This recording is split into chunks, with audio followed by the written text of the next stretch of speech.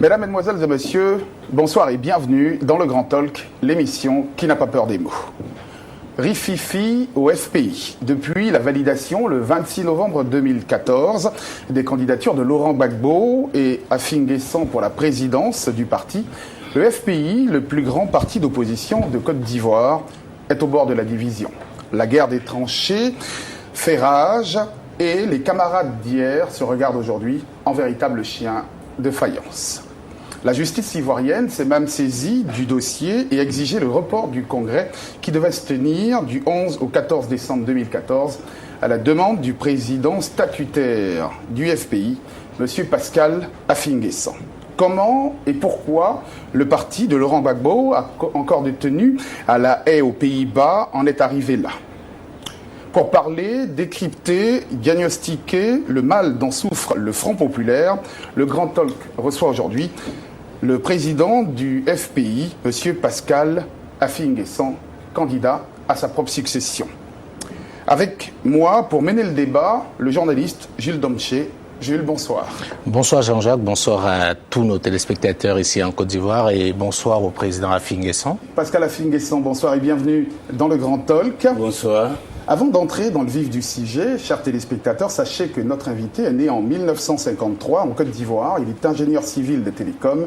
C'est en 1986 qu'il rejoint le FPI et devient de 2000 à 2003 Premier ministre de Côte d'Ivoire sous Laurent Gbagbo. Depuis le 5 décembre 2013, il bénéficie d'une mise en liberté provisoire après 2 ans de détention. Monsieur Pascal Afin Guessan, bienvenue encore une fois. Comment se porte le FPI? Le FPI traverse une zone de turbulence.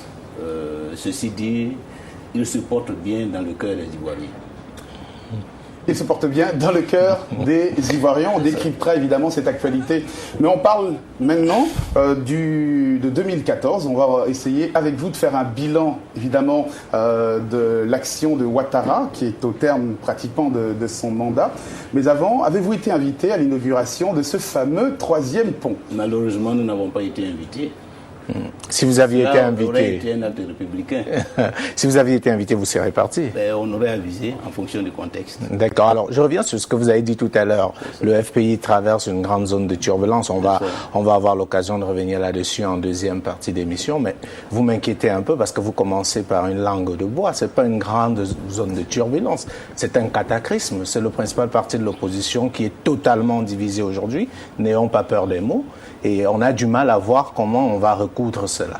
Mais à partir du moment où la division porte sur des idées et donc sur des divergences d'approche, je pense qu'il y a une possibilité, par la voie démocratique, de trouver une convergence, un consensus, en tout cas de dégager une ligne majoritaire. Parce que ce n'est pas des débats de personnes. C'est vrai qu'il y a une dimension conquête du pouvoir à l'intérieur de ce débat, mais fondamentalement, la situation que traverse le Front populaire ivoirien n'est pas une situation particulière, c'est la situation que vivent toutes les formations politiques, toutes les organisations sociales après une crise comme celle que nous avons connue. Il y a forcément des débats pour savoir dans quelle direction aller, avec quels hommes y aller. Et donc, c'est ce débat-là que nous menons au Front populaire ivoirien. Nous allons revenir là-dessus, Varol, pour respecter le conducteur. On a très envie de parler de ce sujet. Je voulais juste rassurer le président Affi qu'on ne voudrait pas la langue de bois. Il n'y a pas de langue de bois. Vous dites c'est pas grave. Nous disons les choses telles qu'elles se présentent. D'accord. On va parler encore du FPI, ça c'est sûr, mais parler justement, pas du problème qui mine le FPI, mais sur le fait que le gouvernement ivoirien refuse de donner à la CPI, Madame Laurent Gbagbo. Oui, c'est, disons, la décision qui a été prise par le gouvernement. Nous pensons que le gouvernement aurait été plus avisé de renoncer dès le départ à coopérer avec la CPI dans le cadre de la crise post-électorale, donc à transférer le président Laurent Gbagbo et le ministre Blé Goudé. Cela aurait donné une chance à une solution nationale dans le cadre de la réconciliation. Je crois que le gouvernement a posé un précédent et maintenant il se rend compte que transférer Simone Gbagbo après Laurent Gbagbo et Blé Goudé, cela ferait trop, cela hypothéquerait les chances d'une véritable réconciliation. Il veut faire marche arrière, mais je pense que c'est l'ensemble du processus qu'il faut revoir, c'est l'ensemble de la coopération avec la CPI qu'il faut revoir.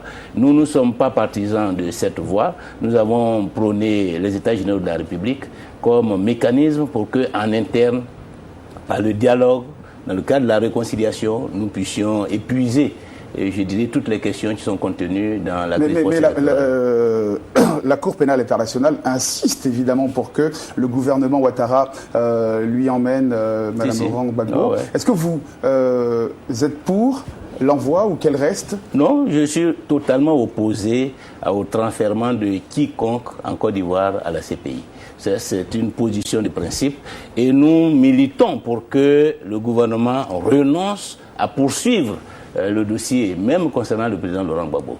Nous pensons que même si le président Gbagbo, à l'heure actuelle, est à la CPI, nous pouvons faire en sorte qu'il revienne en Côte d'Ivoire si tous les acteurs nationaux se mettent ensemble, comprennent que c'est dans l'intérêt de la Côte d'Ivoire que ce dossier soit dégonflé et qu'on fasse en sorte que les poursuites qui sont engagées contre le président Gbagbo soient abandonnées. Monsieur Afin-Guessan, enfin, ce que vous dites me fait me retourner le ventre. Vous savez très bien que la situation du président Laurent Gbagbo et du ministre Charles Blé Goudé ne dépend plus de l'État de Côte d'Ivoire. Vous le savez très bien, ils ne peuvent plus rien, même s'ils le voulaient, vous le savez. Non, ils peuvent quelque chose. Ce sont eux qui ont... Expliquez-nous qu'est-ce qu'ils peuvent. Qu'est-ce qu'ils peuvent faire réellement, monsieur Afin-Guessan ? Écoutez, au Kenya, vous avez bien l'exemple Kenya, où le président Uhuru Kenyatta était engagé. Aujourd'hui... La différence est toute faite. Hein. Le président Kenyatta, il n'est pas en prison, il n'est pas à La Haye. Oui, mais enfin, il est poursuivi. Il est encore chef d'État. Il n'est que poursuivi. Chez Laurent Gbagbo, les charges ont été confirmées. Chez Blé Goudé, les charges ont été confirmées. Oui, mais ils ne sont pas condamnés. C'est un procès qui doit avoir lieu. Là, c'est la justice. Et vous devez savoir que de toute façon, la justice internationale, c'est un procès politique. Il ne faut pas oublier la dimension politique. Il ne faut pas oublier que le président Gbagbo est là-bas et que la solution restera dans tous les cas politique. Et si nous voulons une solution véritablement politique, si nous voulons trouver une solution, il y a possibilité de trouver une solution. Il ne faut pas croire que la CPI, c'est une justice totalement indépendante qui ne prend pas confiance. Quand vous regardez toutes les décisions... Faire confiance à la CPI. Je veux juste qu'on soit pratique pour que ceux qui nous regardent puissent comprendre. Mais bien sûr. Parce que vous semblez faire croire aux Ivoiriens que M. Ouattara aujourd'hui pourrait décider du sort de Laurent Gbagbo. Je ne dis pas que M. Ouattara seul il n'en peut plus rien. Non, il aurait pu le faire avant en décidant de ne pas l'y envoyer. Voilà. Maintenant qu'il y est, dites aux Ivoiriens qu'il ne peut plus rien. Mais ce n'est pas à moi de leur dire. Moi, en tant que leader politique, ma vision et ma solution, c'est que nous travaillons à faire en sorte que ceux qui sont à la CPI aujourd'hui reviennent en Côte d'Ivoire. Ça, c'est ma vision, c'est ma détermination, c'est mon engagement. Alors, docteur, récemment dans la presse, vous avez nommément accusé votre président, le président du FPI, d'être à la base de l'arrestation de Assou-Adou et implicitement celle de Lida Kwasi. Oui, j'affirme, je réaffirme que le président Afin-Guessan est en collusion avec le pouvoir. Je le dis sur base d'indices forts. Alors quels sont les indices? Voilà, avant donc l'arrestation de M. Assou-Adou, d'abord avant que le congrès ne se tienne, le gouvernement a été le premier à déclarer qu'il espère que l'élection du président du Front populaire se fera conformément aux lois ivoiriennes. M. Afin-Guessan emboîte le pas et pose plainte contre le comité de contrôle. Ensuite, M. Afin-Guessan, sur votre plateau ici, dit que dans le FPI, il y a deux camps. Il y a un camp qu'il appelle le camp des gens qui veulent se venger, le camp des revanchards, et que lui, il dirige un camp qui veut être en de bons termes avec le gouvernement. Alors, que signifie se venger et quelle est la différence entre se venger et l'accusation d'atteinte à la sûreté de l'État? C'est quand même un peu gros ce que vous dites là. Oui, vous pensiez que vous aviez des preuves plus tangibles que des affirmations que l'on peut à souhait interpréter. Les indices font partie des éléments de preuve. Est-ce que les indices sont des preuves? Ce pas des preuves. On a arrêté un meneur de raid dans la localité de Grabo, commando linguiste comme on l'appelle, qui dit avoir pris attache, entre autres, avec le monsieur Assou-Adou. Il est arrêté sur ces faits pour être entendu. peut-être des investigations poussées, ont milité à ce qu'il soit déféré à la MACA. Oui, mais vous ne pouvez pas dire si vous me un homme qui le cite et vous voulez qu'on passe par perte et profit. Non, non, on ne passe pas par perte-profit, mais quand nous parlons de la Côte d'Ivoire, nous parlons aussi de l'histoire de la Côte d'Ivoire. Ce n'est pas la première fois que cela arrive.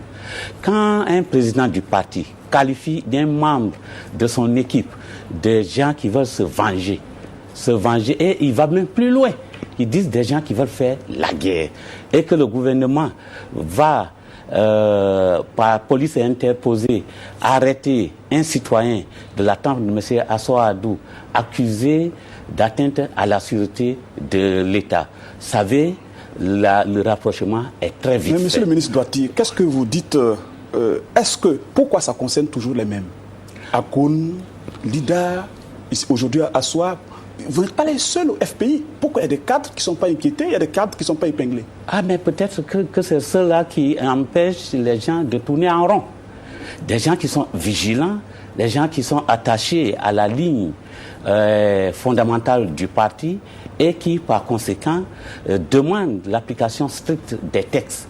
Alors, l'application stricte des textes, et c'est ce dont nous allons parler maintenant, et notamment ces questions des candidatures, puisque il y a toujours eu des élections au FPI, mais vous avez peut-être quelque chose à ajouter avant qu'on arrive sur ce sujet? Oui, merci de me permettre d'ajouter un mot concernant le docteur Assoa Adou, qui, comme moi, est un réfugié. Nous sommes rentrés il y a à peu près un mois.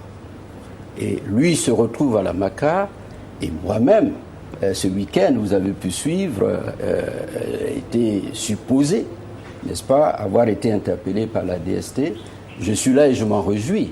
Je voulais dire juste un mot. Rappeler quelque chose qui est important. Et si vous le permettez, je vais vous parler de l'accord de mai 2014 signé entre le Premier ministre Pascal Affi-N'Guessan et le Premier ministre Jeannot Ahoussou pour le compte du gouvernement et du Front populaire ivoirien. Et qui dit ceci par rapport aux exilés. Le gouvernement a réitéré son appel au retour de tous les exilés et s'est à nouveau engagé à s'impliquer entièrement pour un retour sécurisé des exilés en effectuant des démarches auprès du Haut Commissariat aux réfugiés. Il s'est également engagé à n'entreprendre aucune arrestation. Je continue. S'agissant de ceux qui sont sous le coup de poursuites judiciaires, ils ne seront pas mis aux arrêts à leur retour, conformément aux engagements pris par son Excellence, Monsieur le Président de la République. Sur cette base, le gouvernement a invité le Front populaire ivoirien à lancer un appel pressant à ceux de nos compatriotes encore en exil pour leur retour en Côte d'Ivoire. Voilà un engagement formel pris par le gouvernement. M. Assoa Adou arrive sur la foi de cet engagement. Et brutalement, on nous dit qu'il est impliqué dans une action d'atteinte à la sûreté de l'État. Je veux bien. La sécurité de l'État est une question délicate, sensible. Okay. Mais comment ce monsieur qui arrive, qui prend la veste de directeur national de campagne de Laurent Gbagbo, a le temps, dans le même temps, d'engager des actions de déstabilisation? Mais mieux, on dit que monsieur, je ne connais plus son nom, qui est le chef de la bande de Grabo ou de Grand Lamour, je ne sais pas, l'aurait contacté pendant qu'il était à Accra, donc il y a très longtemps. Et si quelque chose devait être fait, ça serait fait depuis longtemps.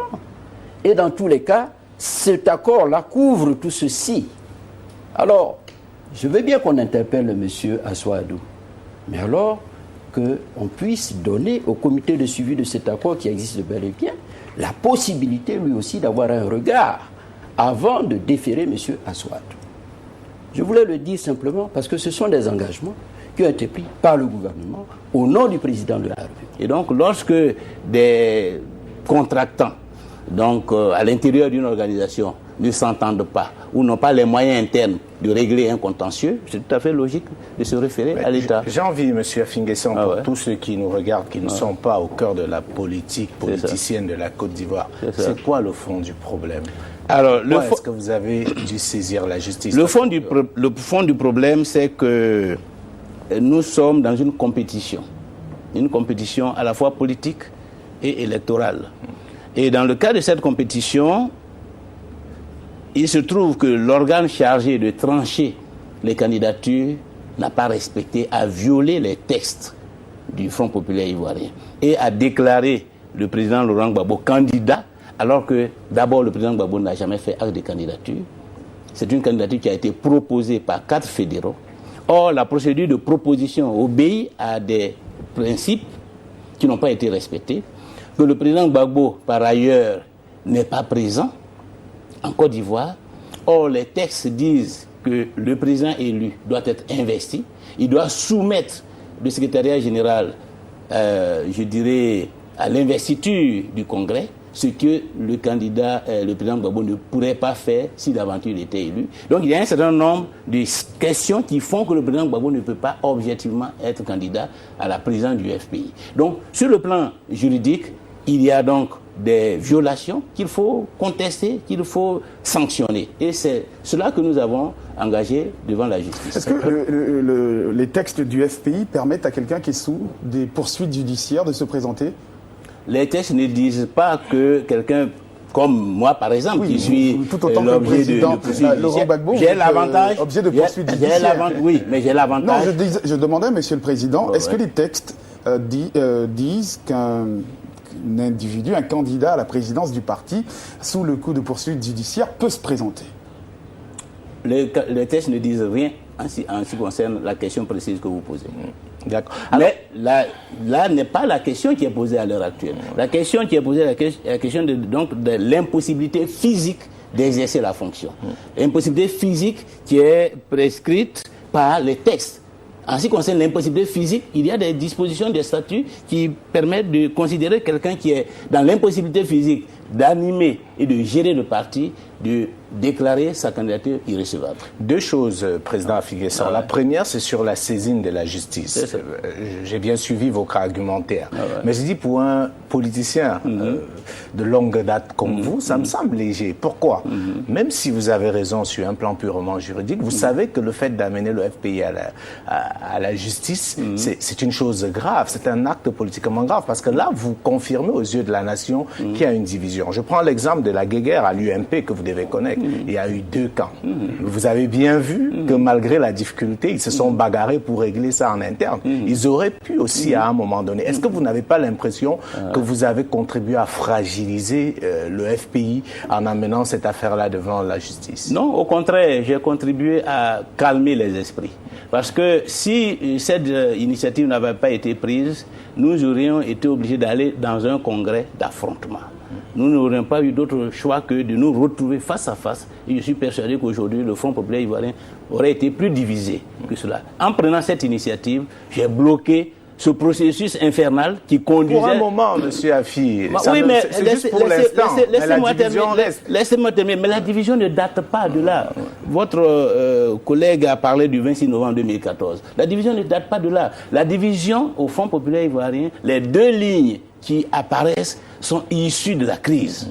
À l'issue de la crise, quelle est la voie à emprunter? Et quels sont les hommes politiques qualifiés pour conduire l'action du Front populaire ivoirien? Voilà la question fondamentale. Et donc, sur ces 2 questions, il y a les 2 camps. Voilà, je suis bien que vous évoquez ça. Et donc, par exemple, vous n'avez peut-être pas suivi, mais je vous ai parlé tout à l'heure du dialogue politique avec le gouvernement et de l'échec de la rencontre du 22 mai 2014. Mais ce sont les confrontations entre les 2 lignes qui ont produit cet échec.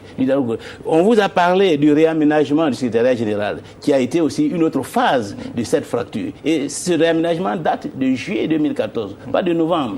Et là encore, on a eu les 2 camps face à face. Il a fallu faire appel à une médiation extérieure. C'est dire qu'aujourd'hui, la seule instance qui va nous mettre d'accord, c'est le Congrès. Maintenant, comment y aller? C'est ce que nous sommes en train de faire. Alors, je voulais revenir un peu sur cette histoire. Est-ce que vous n'avez pas le sentiment que c'est en fait vous qui êtes rejeté? Est-ce que ceux qui ont mis cette candidature surréaliste du président Laurent Gbagbo, reconnaissons-le. C'est pas une façon de dire nous on ne veut plus d'AFI. Mais c'est vrai, c'est sûr, je suis entièrement d'accord avec vous. Monsieur Affi, je voulais rappeler, monsieur Affi, je voulais rappeler justement dans le même ordre d'idées que c'est quand même, ça fait près de 14 ans que vous êtes à la tête du FPI. Peut-être que les militants en ont marre et souhaiteraient voir quelqu'un d'autre. Oui, mais quelqu'un d'autre, le président Gbagbo, qui est dans l'impossibilité d'exercer. Parmi eux, il n'y a pas quelqu'un qui soit capable de porter un projet. Et quand on fait appel au président Gbagbo, c'est une manœuvre pour utiliser l'aura du président Gbagbo pour se débarrasser de celui qu'on ne peut pas affronter dans une élection. Ce qui signifie qu'ils savent que je suis bien implanté à l'intérieur du parti et auprès des bases. Parce que la justice tranche. Et la justice donne raison à Pascal Affi N'Guessan. Vous, aujourd'hui, vous êtes devant une situation, vous vous soumettez à la juridiction de justice ou vous comptez mener une autre action par rapport à la décision de justice? Permettez-moi de lire les textes, parce que nous sommes là pour éclairer le public. Les textes disent, article 12, qu'à l'occasion des élections au sein du parti, tout militant a le droit de proposer une candidature, de critiquer une candidature, de demander le retrait des candidatures dans un délai de 10 jours à compter de la publication des candidatures. Est-ce qu'Affi N'Guessan a critiqué la candidature de Gbagbo dans un délai de 10 jours, demandé le retrait de la candidature? Absolument. Donc il est forcément dans son droit, puisque le texte le dit. Oui, alors je vais vous dire que le texte ne le dit pas. Que disent les textes? Les textes disent qu'on peut proposer la candidature. Et les textes disent, article 18 du règlement intérieur, alinéa 8, les candidatures sont reçues par le comité de contrôle 45 jours avant la date des élections et publiées dans les fédérations 10 jours avant les élections. Et M. Affi et le juge nous disent que c'est lorsque les candidatures sont publiées que seulement on reçoit les propositions de candidature dans le délai de 10 jours. Mais dans le délai de 10 jours, nous sommes déjà au Congrès. Nous sommes au Congrès. Alors, ces candidatures qu'on reçoit 10 jours au Congrès servent à quoi? Qui les examine? Qui les conteste? C'est une très mauvaise lecture. Et c'est pour ça que nous allons contester la décision rendue par le juge, parce qu'elle n'est pas conforme à une bonne lecture, n'est-ce pas, de nos statuts. Mais pourquoi vous n'avez pas pu faire prévaloir ces pièces pour l'emporter sur la décision du juge? Mais nous l'avons fait. Nous l'avons fait. Et vous avez été débouté? Oui, nous l'avons fait. Alors je vous dirai, le juge a dit qu'il fallait une demande manuscrite du candidat. Je vous ai démontré tout à l'heure que c'est une demande manuscrite qui ne spécifie pas que c'est uniquement la candidature volontaire, mais qui laisse la porte ouverte à une candidature et à une proposition de candidature. C'est pour ça que cela a été inscrit ainsi. Le juge a interprété comme il le sent. Je pense qu'au-dessus de lui, l'autre juge, le juge d'appel, verra clairement qu'il est allé dans le mauvais sens en matière d'interprétation. Et quoi qu'il en soit, il y a eu un document que la presse a publié qui portait une signature un peu non authentique du président Gbagbo. Affi N'Guessan aurait dit dans certaines de ses conférences de presse qu'il y a un courrier qui a été signé, écrit par Gbagbo, qu'il a fait expertiser. Ce courrier est truffé de fautes. Est-ce que monsieur le président du comité de contrôle, le professeur Hubert Oulaye, M. Gbagbo a-t-il écrit cette lettre? M. Affi N'Guessan l'a-t-il fait expertiser, comme il le dit, par un cabinet d'audit qu'il n'a pas cité d'ailleurs, parce qu'on ne connaît pas à ce jour ce fameux cabinet d'audit aussi? Tout à fait. Alors, venons-en à cette fameuse lettre du 25 novembre.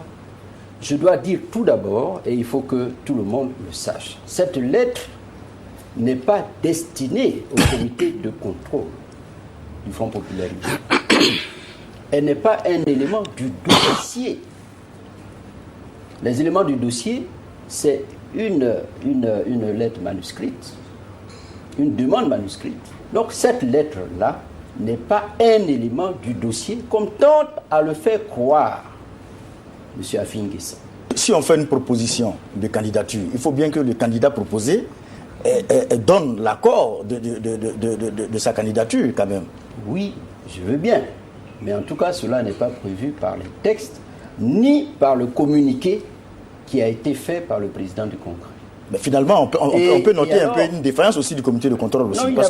Parce qu'on se rend compte que dans les documents proposés pour les dossiers de candidature, la demande manuscrite ne figure pas également aussi dans les tests fondateurs. Donc vous, en tant que garant des tests fondateurs, vous avez laissé passer cette sorte de formalisme là qui a été prescrit. Donc c'est fort de cela que le président Afi lui attaque véritablement la décision que vous avez prise. Parce que si vous avez accepté qu'on fasse une demande manuscrite, mais il faut bien aussi qu'on donne aussi un document qui prouve que le candidat proposé a été accepté. Il va même plus loin. La non-présence physique de Gbagbo Laurent est un handicap, justement, pour sa candidature. Voilà. Bien. Ça fait deux choses. Je reprends la candidature manuscrite. Vous dites qu'il fallait qu'il y ait quelque chose qui exprime l'accord. Pas du tout. Ni les textes nous le demandent, ni le communiqué, et j'insiste sur ce point. On va se retrouver dans la deuxième partie de cette émission dans quelques instants pour parler de ce qui divise le FPI, de ce grand rififi dans le plus grand parti d'opposition de Côte d'Ivoire. Mais avant, voici la pub et on revient juste après. Mesdames et messieurs, bienvenue dans la deuxième partie du Grand Talk avec notre invité, monsieur Pascal Affi-N'Guessan. Depuis le 26 novembre dernier, le comité de contrôle du Front populaire ivoirien a validé les candidatures à la présidence du parti de Affi-N'Guessan et de Laurent Gbagbo. Depuis cette date, les dissensions se font sentir au sein du plus grand parti d'opposition de Côte d'Ivoire.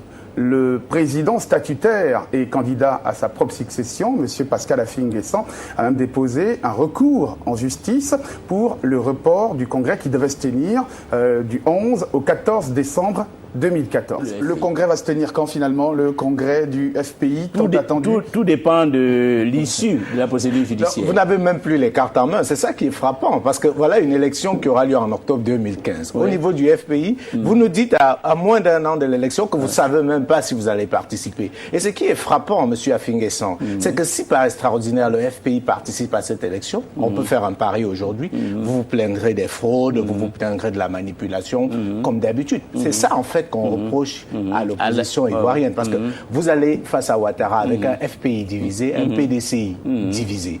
Vous ne voulez pas faire de la fiction, moi j'aime bien faire de la fiction pour imaginez un instant que le FPI était soudé aujourd'hui et que le FPI aurait pu, parce que c'est ce qui se passe aujourd'hui, eu une sorte d'alliance avec le PDCI ou alors la branche anti-Bédié du PDCI. Est-ce que vous ne pensez pas qu'en 2015 il y avait un réel challenge à cette élection? Oui, mais le problème c'est que vous êtes dans la fiction. Une fiction qui aurait pu être réelle. Il faut une fiction qui aurait totalement pu être réelle de la fiction. S'il n'y avait pas de querelles de personnes, s'il n'y avait pas de querelles de position. Mais justement, la vie, c'est ça. C'est la réalité. Il faut composer avec la réalité. La réalité, c'est que le FPI a connu une grave crise en 2010 et qu'il aurait été un miracle qu'au sortir de cette crise, le FPI reste une force soudée et que tout le monde soit d'accord sur la ligne à emprunter. Ce débat-là, c'est un débat de renaissance. C'est le débat que je prends même souvent l'exemple d'une équipe de football. Je dis même quand une équipe de football subit une sévère défaite, au retour, il y a ce genre de débat. Dans le cas... Oui, mais il y a ce qu'on appelle le consensus sur un objectif commun. Mais c'est ce que nous sommes en train de construire. Rien ne vous unit plus. Parce que nous sommes en train de construire. Vous, en tant que FPI, au-delà de vos divisions, ce serait de gagner la prochaine élection présidentielle. Mais c'est ce que nous sommes en train de construire. Pas à vous rassembler, monsieur. Mais c'est ce que nous sommes en train de construire. Laissez le processus évoluer. Peut-être pour 2020. Laissez le processus évoluer. Et peut-être que vous serez surpris de voir d'ici 1-2 mois le FPI réconcilié, soudé, uni pour aller à la bataille d'élection. Donc il ne faut pas désespérer, hein, il ne faut pas être particulièrement ému. Voilà. C'est parce que c'est la vie. Non, c'est pas de l'émotion, c'est un constat de réalité. Non, mais je voudrais vous respirer. Moi, personnellement, je ne suis pas du tout perturbé et inquiet. Parce que je sais que c'est un débat utile, un débat nécessaire. Il faut que les différentes lignes s'expriment. c'est vrai que c'est un débat musclé, mais c'est lié aussi aux enjeux. Parce que l'enjeu, c'est l'avenir du FPI. Mais l'enjeu, au-delà de l'avenir du FPI, c'est l'avenir du pays. Parce que le FPI est un acteur majeur de ce pays. Et nous devons travailler, je suis persuadé que les camarades qui sont en face de nous en sont conscients, nous devons travailler à faire en sorte que nous sortions de ce débat-là unis. Et que le FPI reste une force. Parce que les Ivoiriens comptent sur cette force. Et je pense même que les échos qui nous viennent de l'opinion nationale, des différentes catégories sociales, devraient nous inciter à faire preuve de maturité et de responsabilité dans la résolution de cette crise, qui est une crise qui est arrivée. Et vous observez que même au PDCI, il y a le même débat. Parce que ces partis sont dans la même conjoncture de l'avenir. Est-ce qu'on construit l'avenir du PDCI dans la fusion avec le RDR, dans la démission face aux élections à venir? Ou est-ce que c'est dans une candidature du PDCI que le PDCI peut avoir un avenir? À la différence qu'eux, ils ont encore les cartes en main, ils ne sont pas à la justice. Parce que vous semblez oublier un fait, M. Affi. Vous êtes ceux qui disent que la justice ivoirienne est sous l'emprise de l'exécutif. Si on l'accepte, ça veut dire que l'exécutif peut bien jouer avec ce levier de la justice. Parce que tant qu'il n'y a pas de décision judiciaire aujourd'hui, il n'y a pas de congrès. Et on peut retarder ça. La justice peut se prononcer en 2016 comme par hasard. Ça dépend de nous. C'est nous qui avons engagé la procédure judiciaire. Si nous voulons passer outre de la procédure judiciaire, parce que l'intérêt du FPI l'exige, on en décide. En 2012, au niveau du Front populaire ivoirien, l'idée d'un congrès a circulé. Pendant ce temps, M. Affi N'Guessan était en prison à Bouna. Eh bien, la position adoptée par la majorité des militants a été que tant que Affi N'Guessan est en prison à Bouna, nous attendons. Tant qu'une décision de justice définitive n'est pas intervenue pour le condamner, nous attendrons. Pourquoi? Parce que pour nous, un congrès qui met en place une autre direction, donc qui déshabille M. Affi N'Guessan de son poste de président du parti, le livre tout simplement à la justice. Il est mieux que ce soit Affi N'Guessan, président du parti, qui soit en prison, que Affi N'Guessan, simple militant. Et ça n'a pas tardé. Affi N'Guessan est sorti de prison parce qu'il est président du Front populaire ivoirien. Et c'est la même démarche que nous adopterons, je pense, pour le président Laurent Gbagbo. Alors vous dites, je suis président du comité de contrôle, c'est vrai, mais je suis militant du Front populaire ivoirien. J'écoute les uns et les autres. Et la décision que je prends n'est pas une décision politique. C'est une décision au regard des tests, je vous l'ai dit tout à l'heure. Nous regardons les dossiers. Si les dossiers sont conformes, nous les acceptons. Autant nous avons accepté celle de M. Affi N'Guessan, autant nous avons accepté celle du président Laurent Gbagbo, parce que ça ne viole pas nos textes. On pourrait terminer sur une note d'espoir. Est-ce que finalement, cette crise ne profite pas au FPI quand on sait que vous êtes le garant de ces statuts-là, de ces textes-là? Est-ce que ça ne va pas donner l'occasion de faire un toilettage des textes du FPI pour ne pas se retrouver demain dans de tels cas qui n'avaient pas été prévus au départ? Absolument, vous avez raison. Vous savez, ce sont les crises qui permettent de parfaire, de peaufiner les lois. Tout à fait. Et je peux vous dire qu'en réfléchissant à cette crise, nous avons déjà fait un certain nombre de propositions qui devaient être examinées au Congrès, en tant que comité de contrôle. Par exemple, le pouvoir de nomination du président hors Congrès a besoin d'être bien encadré. Parce que c'est à cause de cela que nous avons eu la décision du 4 juillet. Nous avons besoin de séparer le comité central du Front populaire ivoirien du secrétariat général qui est dirigé par le président du parti. Nous n'en serions plus à ce problème. Nous avons besoin d'avoir aujourd'hui la possibilité pour les autres organes statutaires de procéder à une convocation du comité central sans passer par le président du parti et le secrétariat général. Nous n'avons pas, au niveau des statuts du Front populaire ivoirien, des dispositions qui régissent les crises. Nous avons traversé une crise depuis 2002. Nous devons réfléchir pour qu'il y ait des dispositions de crise qui nous permettent de fonctionner. Nous n'avons pas également des dispositions qui parlent de déchéance. Parce qu'aujourd'hui, nous sommes confrontés à une situation, et si la possibilité d'engager une procédure de déchéance est prévue, je crois que cela peut donner à réfléchir aux hauts responsables du Front populaire ivoirien dorénavant. Voilà donc ce que je peux dire et j'espère que nous pourrons aller, n'est-ce pas, dans cette direction. Vous savez, les FPI, pour ne pas emprunter le mot à mon confrère Franck, nous habitués à certaines choses aussi. C'est qu'on appelle la théorie des jeux. Vous commencez à avoir des allures de politiciens. La presse va bientôt ne plus vous intéresser. Mais allez-y, Le FPI nous a habitués à ce qu'on appelle la théorie des jeux, qui consiste à montrer à celui qui est en face de soi qu'on tient le bon bout et que pour rien au monde, on ne va reculer. La théorie des jeux a été expérimentée en 92. On sait ce que ça a donné. Boycott actif, on sait ce que ça a donné. En 2011, on sait ce que ça a donné. Aujourd'hui, il y a une frange du FPI qui dit AFI, il faut qu'on les jette coûte que coûte. Pour rien au monde, on ne va reculer. AFI dit j'y reste, pour rien au monde, je ne vais reculer. Et ça me rappelle ce que les confrères viennent de dire, qui s'étonnaient tout à l'heure, que Ouattara peut dire 2 personnes qui veulent décider de la destinée des millions d'autres. Mais voilà le nom d'une seule personne qui divise tout un parti. Le nom de Laurent Gbagbo seulement, qui divise tout un parti. Mais revenons sur terre. Le FPI légaliste a-t-il bien lu ces textes? Le problème est-ce qu'un comité... Il n'y a aucun texte qui peut destituer le Est-ce que le président, comité central tel qu'il est aujourd'hui, il peut destituer AFI? Non. Les dispositions du texte ne le prévoient pas. Mais on va continuer, on n'a plus beaucoup de temps, c'est dommage. On reviendra dans une de nos prochaines éditions sur la crise qui secoue le FPI. Alors, qu'est-ce que cela vous inspire, monsieur Michel Betta? Non, moi, quand j'observe la crise au FPI, j'ai un regard assez simple. Je me dis, voilà un président, Afi N'Guessan, président dit statutaire. Voilà un autre groupe, président désigné par le dit légitime. Et puis, on voit les militants, on voit le dynamisme au sein du parti, on voit que le dynamisme est ailleurs que dans la légalité. Donc on peut se poser des questions tout naturellement. C'est-à-dire que ceux-là, quand ils font quelque chose, il y a plus d'hommes qui sont... Il y a l'attrait, on l'observe. On l'observe. Moi, je dis que j'observe et puis je vois, et puis je fais mon analyse. Maintenant, la deuxième chose que je peux dire, c'est-à-dire que c'est cette tendance à toujours devant la justice. C'est indécent politiquement. Parce qu'on ne l'a jamais vu en Côte d'Ivoire. C'est-à-dire que tu prends je veux dire qu'en tant que président, toujours tu les envoies devant la justice, on peut se poser la question, mais qu'est-ce qu'il y a? Si tu as la légalité, allez, vas-y. Bon, vas-y. Est-ce que le FPI... On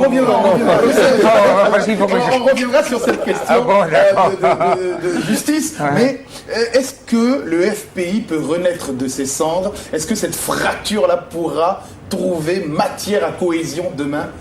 Oui, la fracture peut trouver matière à cohésion. Parce que le FPI est un parti qui est un parti de combat et qui a une longue expérience de ces crises. À l'époque, ça existait déjà ces crises-là, mais c'était en interne. Malheureusement, cette fois-ci, le président dit statutaire qui est en place est sorti de la maison pour exposer sur la place publique le linge qui devait normalement se laver en famille. Le linge était trop. Je pense que c'est le terrain qui décidera de la légitimité du président Pascal Afi ou de l'aile Sangaré qui vient de se mettre au pouvoir. Je pense qu'il n'y a pas de polémique à faire. Je souhaite que très rapidement on puisse sortir de... Mais surtout qu'on aille au Congrès. Voilà. Et qu'on aille à ce fameux Congrès, parce que c'est au Congrès finalement qui va donner la réponse définitive à ces problèmes. Vous souhaitez réagir, et ça sera la dernière réaction de cette émission. Oui, je suis un peu triste lorsque j'entends le raisonnement de mon jeune confrère. Parce que vous voyez, c'est comme dire que parce que je suis allé épouser une femme, une fille, nous avons vécu, nous sommes en bonne intelligence, donc nous sommes dans l'intimité. Un jour, on va pas, quand on va se retrouver à la justice pour partager les biens, on va trouver que ça, mais ça c'est un scandale. C'est un problème ça, mais ça. Mais enfin, le FPI est une organisation politique. Mais il y a longtemps que ça dure quand même. Tout le temps, c'est répété, évidemment. Il faut sortir.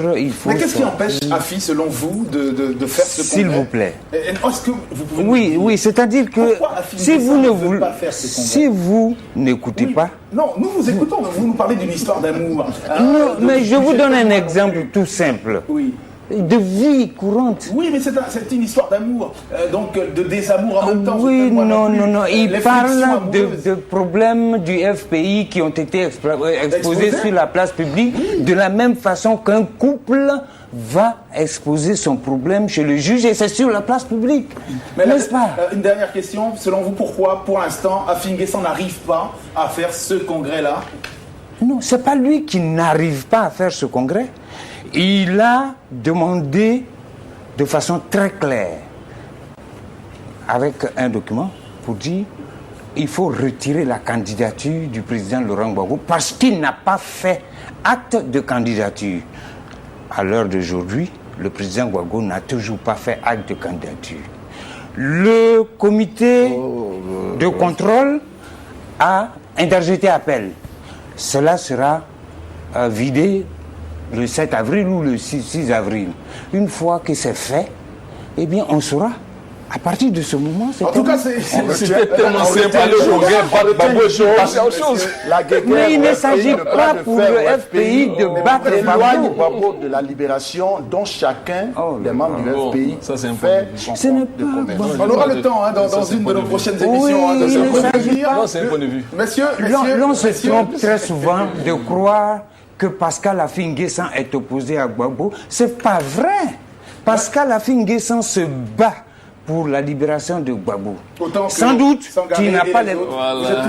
Voilà. Vous battez pour la libération de Gbagbo. Mais exactement. On a l'impression qu'un seul veut Personne ne se bat pour Gbagbo. Personne ne se bat pour Gbagbo. Exactement. Merci d'être venu dans ce grand talk pour parler de l'actualité politique ivoirienne. On a essayé autant que faire se peut d'évoquer les sujets. Alors, on va dans ce volet-là parler de la candidature de M. Laurent Gbagbo. Mais avant, selon vous, qu'est-ce qui fait autant peur à M. Afin Guessan? Je pense que la candidature de M. Laurent Gbagbo fait peur à Afin Guessan pour la simple raison que c'est une candidature qui marque l'échec de la gestion que Afin a fait du parti. Voyez-vous, le FPI a son histoire. Depuis que le FPI existe, c'est chaque fois la direction du FPI qui propose un candidat à la présidence. Voilà que pour la première fois, la base se lève et propose une candidature. Mais cela ne s'est pas fait au hasard. Cela s'est fait suite à des manquements graves dans la gestion au quotidien du parti que M. Affi a connu depuis qu'il est sorti de la prison. Alors, que lui reprochez-vous concrètement dans sa gestion? La gestion solitaire. Au Front populaire ivoirien, entre deux congrès, seul le comité central prend des décisions. C'est l'organe de décision entre deux congrès. Ce n'est pas le président du parti. M. Afin Guessan a pris sur lui d'aller faire inscrire un représentant du Front populaire ivoirien à la commission électorale indépendante sans s'en référer à l'instance de décision qui est le comité central. Ça, c'est le premier fait. Ça, c'est un fait. Deuxième fait, M. Afin Guessan a pris sur lui d'aller ouvrir le dialogue. Et je reviens là-dessus, sur ce dialogue, avec le gouvernement, là où la majorité du secrétariat exécutif lui demandait que nous puissions obtempérer pour que le gouvernement réalise un certain nombre de faits. De quoi il s'agissait? Il s'agissait que le gouvernement accepte que nous ayons un médiateur dans le dialogue. Parce que chaque fois le FPI et le gouvernement se rencontrent, nous prenons un certain nombre d'engagements communs, dont par exemple le financement, le fait que le FPI devrait avoir accès au financement public des partis politiques. Le gouvernement ne réalisait pas ces faits-là. Et nous avons dit, pour que les engagements pris soient des engagements crédibles, il nous faut désormais un médiateur. Et c'est à partir de ce médiateur que le dialogue devrait s'ouvrir. Même M. Afin Guessan a outrepassé toutes ces règles. Voilà, il a outrepassé toutes ces règles. Malgré tout cela, le comité de contrôle a finalement validé sa candidature. Alors, le choix de Laurent Gbagbo, alors parlons de cette candidature. On ne sait pas, tout le monde se demande, il est en prison, il est à La Haye, il n'est pas jugé, il y a les élections qui approchent. Tout le monde est un peu anxieux, inquiet, justement par le choix de cette candidature. Qu'est-ce qui motive Mais le choix de la candidature de Laurent Gbagbo. Mais avant que vous ne répondiez à cette question sur les motivations du choix de Gbagbo, on va tout de suite voir ce que M. Assoua Adou lui-même pense de cette candidature de Laurent Gbagbo. Camarades, mobilisons-nous pour plébisciter le président Laurent Gbagbo le 14 décembre 2014. Notre choix est indispensable pour obtenir sa libération. Je dis bien, notre choix est indispensable pour obtenir sa libération. On voit M. Assoua Adou qu'il dit « Mobilisons-nous, notre choix va permettre la libération de Laurent Gbagbo ». Alors on se dit, choisir Laurent Gbagbo comme président du FPI pendant qu'il est à La Haye, il n'a pas encore été jugé. Comment ce choix va pouvoir libérer Laurent Gbagbo? D'abord, il s'agit d'un choix politique. Les deux camps, quand Afi parle, il se reconnaît en Gbagbo. Tout à fait. Nous reconnaissons en Gbagbo. Voilà un monsieur, Laurent Gbagbo, qui, bien qu'il soit en prison, fait l'unanimité. Or, la gestion que Afi a imprimée au parti donnait un certain délabrement au parti.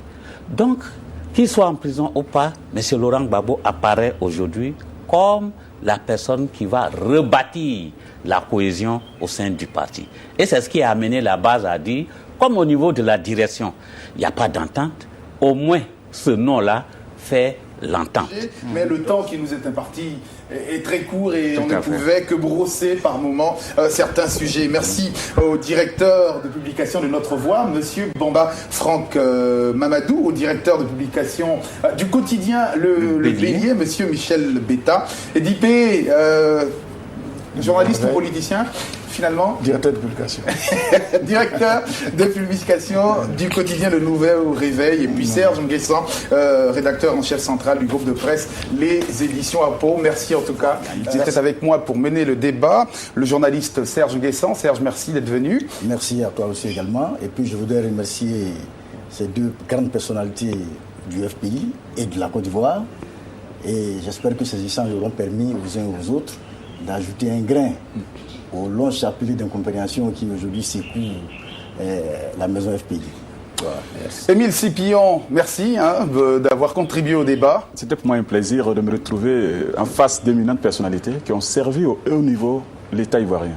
Merci. Le président du comité du contrôle du FPI, le professeur Hubert Oulaye, qui donnera son dernier mot tout à l'heure, mais aussi remercier le professeur Alphonse Douati qui a remplacé au pied levé le docteur Assoua Adou, qui aurait dû être là, mais bon, nous comprenons les raisons de son absence. Merci en tout cas d'avoir accepté cette invitation au pied levé. Merci bien, merci. Je voudrais simplement au terme de cette émission dire que comme toute crise, celle-ci est une crise de clarification idéologique et politique.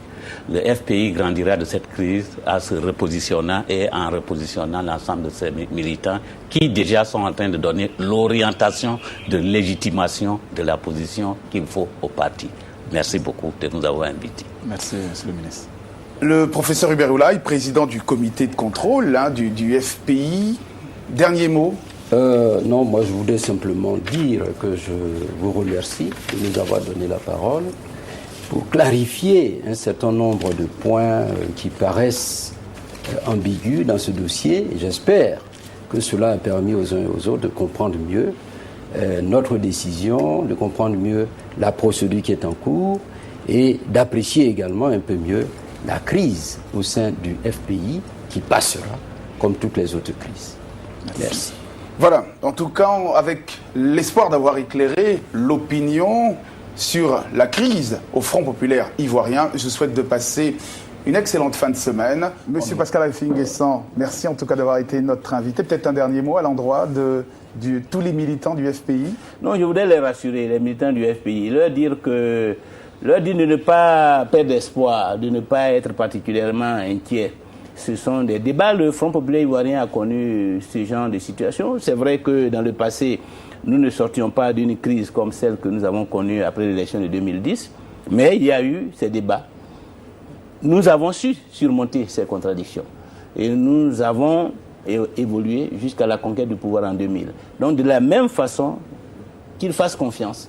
Nous surmonterons ces débats-là, nous surmonterons cette crise et nous irons souder à la reconquête du pouvoir.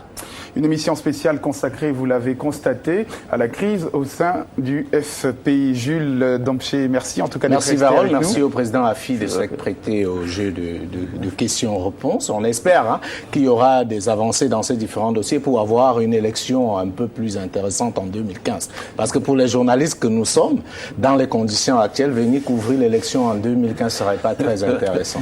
En tout cas, c'est tout le bonheur que l'on souhaite au FPI d'être présent aux élections de 2015. Merci d'être resté en notre compagnie. On se retrouve la semaine prochaine pour un autre numéro du Grand Talk, l'émission qui n'a pas peur des mots. À bientôt.